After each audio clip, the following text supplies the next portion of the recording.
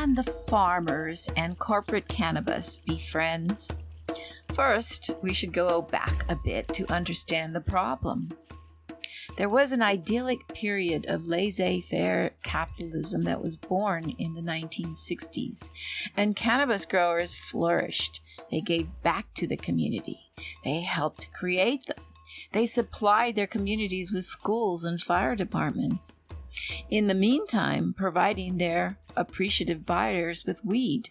This went on for decades.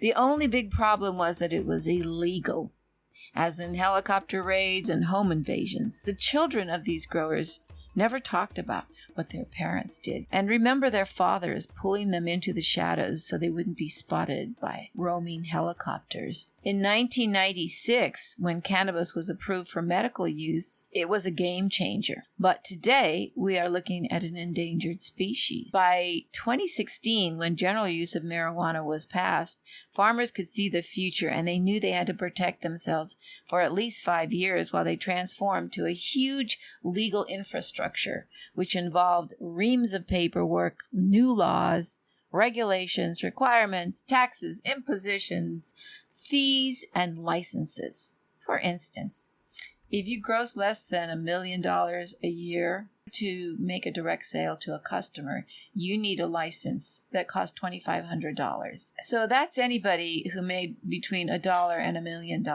When you added it all up, it costs about $700 to grow a pound of weed. So in 2016, the farmers got together and passed the 1 acre law. Then the corporate cannabis people came right back and bit them on the ass. The farmers were blamed for writing a law in which a corporate lawyer found a loophole. Typical. State of California approved the amendment that anyone could buy as many licenses as they could afford. Corporations aren't bothered by a little paperwork. In fact, that's how they win. The small farmers were fucked, and they knew it. A lot of them went off the grid, joining the 70% that makes up the illegal market. But the truth is that the history is not on the side of the farmer, and neither is the future, unless we set a new precedence, a different course.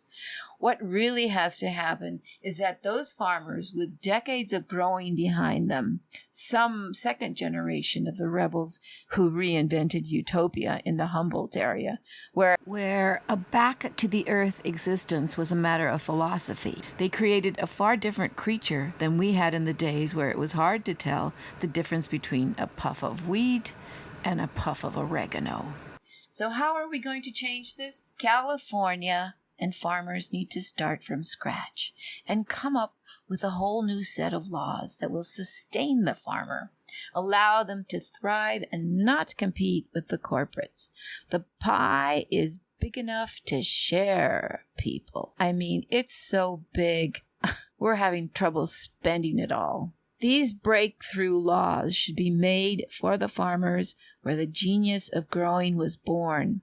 Our farmers are the ones with the passion everyone is telling you to follow. They should be treated like national treasures because marijuana is not just a drug for getting high and enjoying yourself. It's full of all these cannabinoids, 66 to be exact. These growers should mix with scientists, set up information databases accessible to researchers, and learn everything they can about those cannabinoids. We have just begun to explore this amazing plant, and the huge industry potential is growing exponentially by marijuana-driven new ideas. But make sure that if a farmer just wants to grow and sell, like in the good old days, then he or she can grow and sell. And they will still be competitive with the corporate growers, because all this will be regulated by the new laws.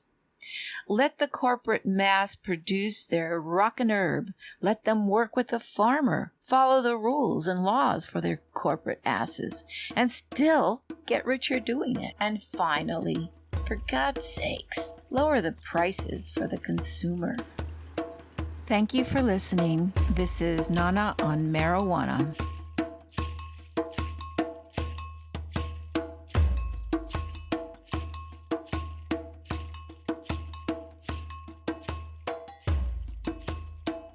On July 1st, 2022, Governor Newsom signed a pro-small farmers law that eliminates for a few years the cultivation tax, which was $161 a year for flower. The excise tax has been removed from the back of the farmers to the back of the distributor. This is not good news for the small distributor, who also must compete with the Agri-Cannabis companies. Also, the cultivation tax has been part of a children's food in the school plan, which will be subsidized by other means for the time being. So it's not a perfect solution.